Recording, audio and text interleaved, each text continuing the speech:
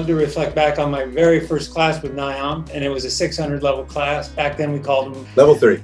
Level 3. And I remember Earl Petman presenting the hand to start off the manual therapy course that morning. He started with the hand, and specifically started with one PIP joint.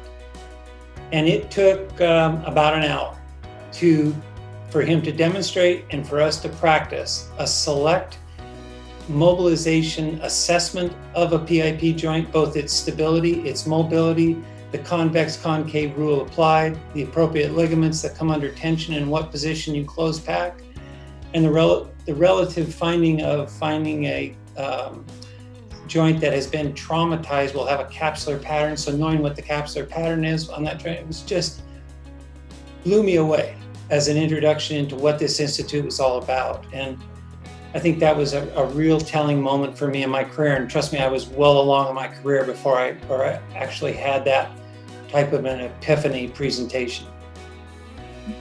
You know, I took my first NAIOMT class as a suggestion from someone who had just gone on a class up in the Seattle area.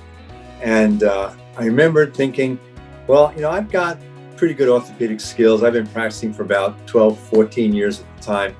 And I remember thinking, I know how to treat spines. I was kind of more McKenzie oriented than anything else at the time, but there was definitely a certain percentage of people that I could not get well, and I couldn't figure out why. And I remember going on my first classes and hearing Earl talk about instabilities and some of the issues where we have to look at this interdependence model of how things work together, and how you have to look at what the patient presents with and put the pieces together from the subjective and objective examination, most of which I knew how to do, but I wasn't quite sure about what the interpretation of this was.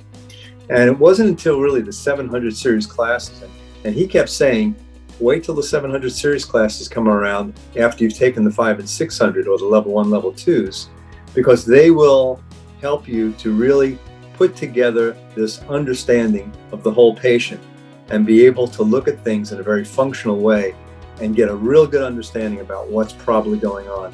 And he was right on the mark. And it was that which I took away, and the time we spent. I remember how much I thought I knew a lot about gait, but again, looking at different components of gait and understanding why things are working the way they are, and what may be dysfunctional just by observing someone walking.